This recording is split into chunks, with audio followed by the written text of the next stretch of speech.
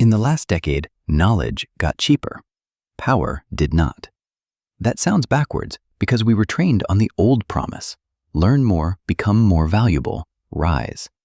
But the modern workplace is producing a new divide, not between skilled and unskilled, between people who can access information and people who can turn information into decisions that move budgets.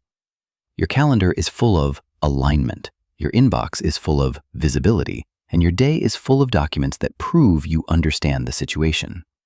Yet your compensation doesn't rise in proportion to your understanding. Knowledge is abundant, but authority is scarce. And when authority is scarce, it gets priced like real estate. Here is the mechanism. When information becomes cheap, the bottleneck moves from knowing to permission. Permission to allocate spend, accept risk, ship, hire, and say no. In the older model, expertise was the bottleneck. In the new model, governance is the bottleneck. And governance sits close to power. AI accelerates this shift because it collapses the value of intermediate knowledge work: summaries, research, drafts, analyses, slide scaffolds, first-pass code, first-pass copy, first-pass strategy memos. These outputs still matter, but their scarcity is gone. So organizations stop rewarding the production of knowledge and start rewarding the control of consequences. That's why the fastest-growing roles aren't always the smartest. They are the roles that sit on approval paths: security, compliance, finance, procurement, legal, platform governance, and the executive layer that signs for outcomes. These functions are not glamorous, but they are budget adjacent. They hold veto power, and veto power is a compensation multiplier. This is why knowledge workers are splitting into two tracks. One track is production: generate artifacts fast and keep systems moving. The other is arbitration: decide what counts, what risk is acceptable, and what gets funded. Production gets standardized and benchmarked. Arbitration stays protected by process because it absorbs blame when outcomes fail. But there is a crucial exception. The builder who moves upstream into architecture can escape commoditization. The architect is not paid for output volume. The architect is paid for designing the system so governance becomes default. They bake security into the platform, design workflows that satisfy compliance without endless review, and build measurement layers finance trusts. Builder fluency plus institutional literacy is rare, which is why this pathway pays. None of this is a conspiracy, it's budgeting logic. In every enterprise, spend collapses into what must be protected: controls, audits, incident response, privacy, governance. When uncertainty rises, discretionary projects get squeezed first. Mandatory risk spend gets protected. So the people closest to mandatory spend gain leverage. Now add measurement. AI makes it easier to count output, but harder to price judgment. Judgment is most visible when something breaks, so companies centralize decisions to control downside. Committees, gates, review boards, policy layers. They call it maturity.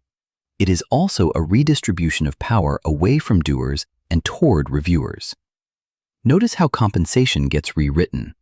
Bonuses shift from deliverables shipped to risk avoided. Promotions shift from individual excellence to organizational trust. When you hear operating model, guardrails, or responsible scaling, treat it as a signal that authority is being pulled upward, not distributed. If you are in the middle, this feels like a trap. You are asked to produce more knowledge faster while being given less authority. You become a high-throughput explanation engine. You translate decisions you didn't make to people who didn't ask. And because knowledge is cheap, you are treated as replaceable, even when the work is complex. The misread is to think the solution is more learning, more certifications, more courses. Those can help you execute, but they won't automatically move you closer to power. The career game now is position, not competence. Specifically, proximity to irreversible decisions. So what do you do practically? First, stop optimizing for being the smartest person in the room. Optimize for being the person whose work changes the decision. Attach your work to a budget line, a risk posture, or a revenue commitment. If your work cannot be traced to a number finance recognizes, it will be treated as optional. Second, learn the approval map. Every company has a shadow org chart. Who can block, who can delay, who can accelerate, who can sign. Route yourself closer to that map. Own the last mile between analysis and authorization. Take responsibility for what everyone avoids: procurement narrative, risk exceptions, stakeholder trade-offs. That's where authority accumulates. Third, understand the emotional price of arbitration. Saying no is not just power, it is political cost. You will disappoint teams, absorb frustration, and get blamed for delays. You may be labeled risk-averse by people who do not carry the downside. When something fails, arbitration is visible. When something quietly prevents failure, it is invisible. That asymmetry is why the role is protected. If you choose this path, you need emotional discipline and the stamina to hold a line when others want speed over stability. Competence gets you invited. Composure keeps you in the seat. Fourth, build a portfolio of consequences. Keep a private ledger. Not, I made a deck, but I prevented a spend freeze by pre-answering finance's objections. Not, I built a dashboard, but I reduced renewal risk by changing scope and controls.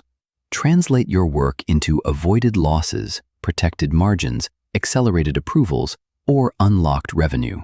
Power responds to consequence, not effort. The more your record reads like capital protection and allocation, the harder you are to sideline. Fifth, quantify judgment. What risk threshold did you lower? What exposure did you cap? What variance did you reduce? If you can show how your decision changed the probability of outcomes, you move from opinion to governance. Finance trusts trade-offs and expected value, not enthusiasm. When your language mirrors capital allocation, your authority compounds. One warning: do not confuse visibility with leverage. Being invited to every meeting can mean you are useful, not trusted. Leverage shows up when your absence delays the decision or when your sign-off accelerates execution. If the machine runs without you, you are throughput. If it pauses without you, you are power. Here is the falsifiable condition. If AI decentralizes decisions, approvals move down, budgets move outward, and compensation rises for autonomous builders. If approvals consolidate and compensation concentrates near governance, the divide widens. Watch the next cost cycle. Promotions will tell you the truth. The new divide is not about intelligence. It is about who bears the cost of being wrong and who has authority to decide anyway. The closer you are to signed risk and committed capital, the more leverage you accumulate. Move toward the costs, move toward the signatures, quantify your judgment, and make your work inseparable from decisions.